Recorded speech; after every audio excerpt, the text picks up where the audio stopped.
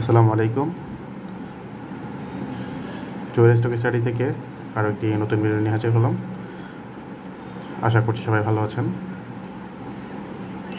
আজ 29শে মে 2023 সোমবার। আজকে আলোচনার বিষয়বস্তু আজকের বাজারের সামারিটা দেখব, তারপর হচ্ছে ইন্স্যুরেন্স সেক্টর, লাইফ সেক্টরের অবস্থাটা দেখব, আর দু একটা শেয়ার আমরা একটু ওয়াচ লিস্টে রাখবো যেগুলো আজকে ভালো ভলিউম পেয়েছে। প্রথমত আজকে বাজার 7 পয়েন্ট মাইনাস ছিল, লেনদেন হয়েছে 1174 কোটি টাকা, দর বেড়েছে 72টি, কমেছে 111টি, আর অপরিবর্তিত রয়েছে 197টি। লেনদেনের দিক থেকে ইন্স্যুরেন্স এবং লাইফের অনেক দূরাত্ম ছিল, তারপর আইটি সেক্টর, আর গেইনারের দিক থেকে আজকে ভালো করেছে মিউচুয়াল ফান্ড, তারপর ইন্স্যুরেন্স।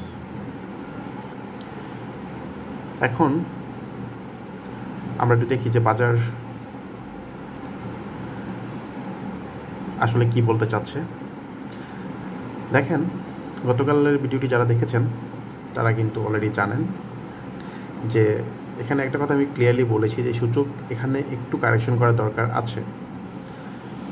তবে কারেকশনটা যদি আজকে সকালে করে ফেলতো ভালো হতো। যে সকালে আমি বলেছিলাম যে 5 থেকে 7 পয়েন্ট কারেকশন করে তারপর হয়তো যদি দিন শেষে ঘুরে যায় এটা বেশি ভালো হয়। তবে সকালে প্লাস থেকে পরে মাইনাস করেছে, যদিও এখানে প্রবলেমের কিছু নেই। আশা করছি আগামীকাল থেকে ইনশাল্লাহ ঠিক হয়ে যাবে এবং সূচক আবার সামনের দিকে যাবে।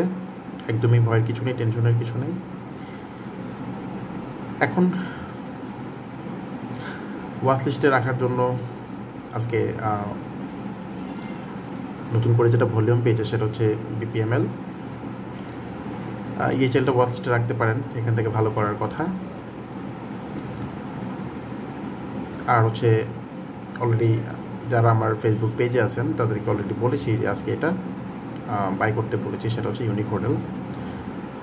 রেজিস্ট্যান্ট হচ্ছে 85 টাকা 40 পয়সা। সো এখান থেকে 85 টাকা গেলে মোটামুটি একটা ভালো গ্যাপ আশা করা যায়। তো এগুলো ওয়াচ লিস্টে রাখা যায়, এই 2-3টা শেয়ার। এখন সবার প্রশ্ন হচ্ছে লোপে গুলো কী করবে, তারপর লাইফ ইন্স্যুরেন্সগুলো কি আর ভালো করবে কি না। ওকে, আমরা একটু লাইফ ইন্স্যুরেন্সটা দেখে আসি, তাহলে বুঝবেন যে আসলে কী অবস্থা।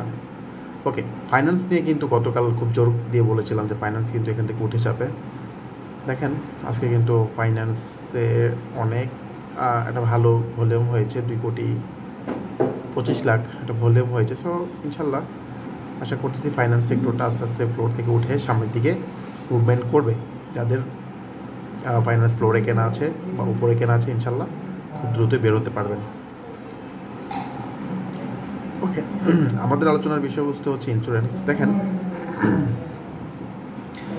ইন্স্যুরেন্স আজকে লেনদেনের দিক থেকে কিছুটা কম, তবে একটা কথা ক্লিয়ারলি বলি, আগামীকাল যদি আবার ভলিউমটা ঠিক হয়ে যায়, ধরেন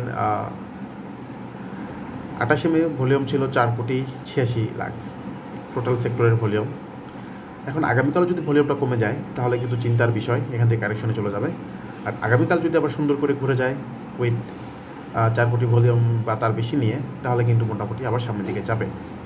সো ইন্স্যুরেন্সের জন্য আগামীকাল অনেক অনেক ইম্পর্টেন্ট একটা ডে, মাথায় রাখবেন।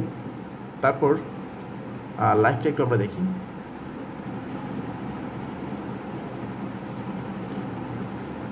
ওকে, লাইফ সেক্টরের অবস্থা ওকে এখন পর্যন্ত ঠিক আছে। লেনদেন যদিও একটু কমেছে, এটা কোনো ব্যাপার না, আগামীকাল ঘুরে যাওয়ার কথা। বাট আগামীকাল যদি লেনদেন অনেক কমে যায় তাহলে কিন্তু আবার চিন্তার বিষয়। সো লাইফ ইন্স্যুরেন্সগুলো কিন্তু মোটামুটি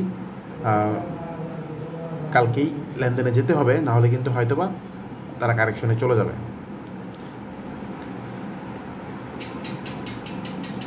এখন বাজার যেহেতু সামনের দিকে যাওয়ার জন্য রেডি, এবং সবচেয়ে বড় কথা হচ্ছে ফ্লোর থেকে কিন্তু অনেক শেয়ারই ডে বাই ডে উঠে যাবে। সো ফ্লোর নিয়ে টেনশন করবেন না, আশা করছি লেনদেন কিন্তু 1500 কোটি ছাড়াবে খুব তাড়াতাড়ি ইনশাল্লাহ।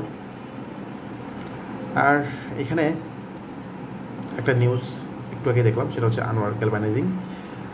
অনেকেরই এটা আছে, যাদের আছে তাদের জন্য নিউজটা হয়তো কাজে লাগবে। সেটা হচ্ছে ইপিএস দিয়েছে, ইপিএস 1 টাকা 58 পয়সা এসেছে, যেটা কিনা আগে ছিল 1 টাকা 17 পয়সা। ইপিএস ভালো এসেছে, অনেক ভালো এসেছে। তো আসলে আজকে ভিডিওর তেমন কিছু বলার নেই। একজন প্রশ্ন করেছেন আইটি সেক্টর নিয়ে। হ্যাঁ ভাইয়া, আইটি সেক্টর অবশ্যই ভালো করবে, একদম সময় হয়ে আসছে। স্পেশালি অগ্নিটার দিকে খেয়াল রাখতে পারেন। অগ্নিটা যখন এখান থেকে মুভমেন্টটা যাবে ইনশাল্লাহ অনেক ভালো গ্যাপ দিবে, এটাতে খেয়াল রাখতে পারেন। আর আইটি সেক্টর কিন্তু আজকে মোটামুটি একটু ঘুরেছে, বাট তাকে কালকেও যদি ঘুরে যায়, আগামীকালও যদি একটা ভালো ভলিউম নিয়ে আরেকটাকে ভালো ক্যান্ডেল করে, তাহলে কিন্তু আইটি সেক্টর আশা করছি ভালো মুভমেন্টে যাবে, মোটামুটি ভালো একটা গেম করবে। সো আজকের মতো এখানে শেষ করছি। সবাই নিজেদের খেয়াল রাখবেন। আসসালামু আলাইকুম।